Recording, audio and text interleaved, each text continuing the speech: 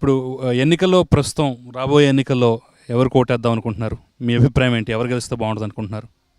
ఇక్కడ దర్శిలో మాత్రం టీడీపీ గెలిస్తే బాగుంటుంది అనుకుంటున్నాం. గొట్టిపాటి లక్ష్మి గారినే ఓటేసి గెలిపిద్దాం అనుకుంటున్నాను. ఎందుకని? ఏ గవర్నమెంట్ ఇంతకుముందు సిద్ధరాఘవరావు వచ్చినా ఏదైనా టీడీపీ గవర్నమెంట్ వచ్చినప్పుడు ఇక్కడ అభివృద్ధి జరిగింది, కానీ ఈ నియోజకవర్గంలో ఏదైనా కానీ వైసీపీ గవర్నమెంట్ వచ్చిన తర్వాత, అంతకుముందు కాంగ్రెస్ కానీ వైసీపీ గవర్నమెంట్ కానీ వచ్చిన తర్వాత ఇక్కడ అభివృద్ధి అనేది ఏం లేదు. బూచేపల్లి కుటుంబం కూడా ఎప్పటి నుంచి ఎక్కడ ఉంది? వాళ్ళు కూడా ఎంతో కొంత కొద్దో గొప్ప చేశారని చెప్పేసి అంటున్నారు కదా, మరి ఏం వాళ్ళ మీద నమ్మకం లేదా మీకు? భూషేపల్లి కుటుంబం ఉన్నది, కానీ దర్శకుగా వాళ్ళు చేసిందంటూ ఏం లేదు.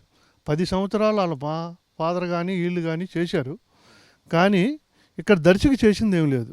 వాళ్ళు క్షేమకుర్తి, నేటు క్షేమకుర్తి అక్కడ ఏదో వాళ్ళ బిజినెస్లు వ్యాపారాలు తప్పితే, ఇక్కడ దర్శి ఎమ్మెల్యేగా ఉంటున్నారు. నామకే వాస్తు ఏంటంటే చుట్టపు చూపు. ఇది ఇక్కడ దర్శికి మాత్రం చేసింది వాళ్ళు ఏం లేదు.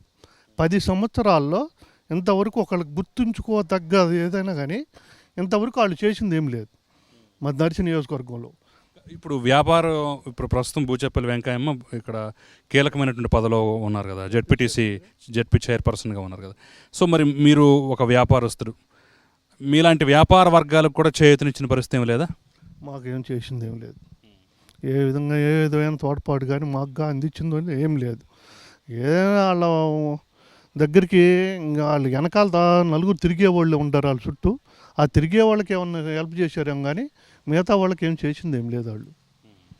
ఇప్పుడు శివప్రసాద్ కానీ గొట్టిపాటి లక్ష్మి కానీ వీళ్ళిద్దరి మీద చూసుకున్నట్టయితే ఇక్కడ అభివృద్ధి పరంగా ఎవరికి ఎక్కువ అవగాహన ఉందనుకుంటున్నారు? సరే, మీరు ఓటు వేస్తారా అదంతా ఓకే కానివ్వండి. ఇప్పుడు ఆ ఫ్యామిలీ ఈ ఫ్యామిలీ రెండింటిని చూస్తున్నారు కదా, ఎవరికి ఎక్కువ అవగాహన ఉందనుకుంటున్నారు మీరు? గొట్టిపాటి లక్ష్మి గారికే ఉందనుకుంటున్నాం. ఇప్పుడు కొత్తగా వచ్చింది అని అనుకున్నా కానీ వాళ్ళకి అంతకు ముందు నుంచి గొట్టిపాటి హనుమంతరావు గారు వాళ్ళ తాతగారి దగ్గర నుంచి ఉన్న, అంతకుముందు మాజీ జడ్పీ చైర్మన్గా చేశారు.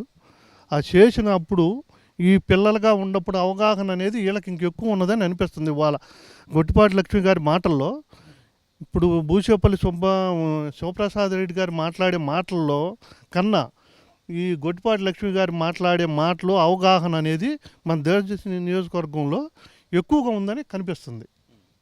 అలాగే ఇక్కడ ప్రధానంగా ఉన్నటువంటి సమస్యలు ఏంటి? ఇక్కడ అభివృద్ధి అయితే ఏమీ కనిపించట్లేదు. దర్శి పరిసర ప్రాంతాల్లో కానివ్వండి, నియోజకవర్గంలో కానీ పెద్ద చెప్పుకోదగ్గ అభివృద్ధి, చెప్పుకోదగ్గ ప్రాజెక్టులు, చెప్పుకోదగ్గ ఉపాధి అవకాశాలు అయితే ఏమి లేవనేది పబ్లిక్ చెప్తున్నమాట. సో మీ ఫీలింగ్ ఏంటి అసలు దాని మీద? ఇక్కడ మెయిన్ వాటర్ ఒక్కటే, సాగర్ వాటరు. ఇక్కడ మిగతా ఇండస్ట్రీస్ కానీ ఏదన్నా ఉన్నా, డెవలప్మెంట్స్ ఉన్నా కానీ ఏది పలానా ఇంజనీరింగ్ కాలేజ్ కానీ ఇంకోటి కానీ, వాళ్ళకి ఇంజనీరింగ్ కాలేజ్ ఉంది సింగకుర్తిలో, బూచేపల్లి వాళ్ళు ఉంది. 10 సంవత్సరాల నుంచి ఉన్నారు. మరి దర్శి డెవలప్ చేయాలనుకున్నప్పుడు, దర్శి నియోజకవర్గం అయినప్పుడు దర్శిలో ఇంజనీరింగ్ కాలేజో ఇంకోటో ఏదో ఒకటి పెట్టచ్చు కాదు. వాళ్ళు పెట్టలా. వాళ్ళు ఏదైనా సింగకుర్తి డెవలప్మెంట్, వాళ్ళు సింగకుర్తిలో ఉన్నారు కాబట్టి ఆ సింగకుర్తిలోనే ఏదైనా చేసుకోగలిగారు. ఇక్కడ దర్శిలో చేసింది ఏం లేదు వాస్తవంగా. ఇక్కడ హాస్పిటల్స్ కానీ లేదంటే ఇంకా ఇతర సౌకర్యాలు కూడా ఏమీ లేవంటారు, నిజమేనా? హాస్పిటల్స్ అంటే లేమి తక్కువ, సౌకర్యాలు తక్కువ. ఇక్కడి నుంచి ఏది వెళ్ళాల్సినా ఒంగోలు, ఇటు గుంటూరు, లేకపోతే నసరాపేట ఇటు పరిగెత్తాల్సి వస్తుంది దేనికైనా. ఇక్కడ పూర్తి అవగాహనతో ఉన్న హాస్పిటల్ అనేది, పూర్తి వసతులతో ఉన్న హాస్పిటల్ అనేది ఉంటే లేడీస్కి కానీ వీటికి కానీ బాగుంటుంది అనేది మా అభిప్రాయం.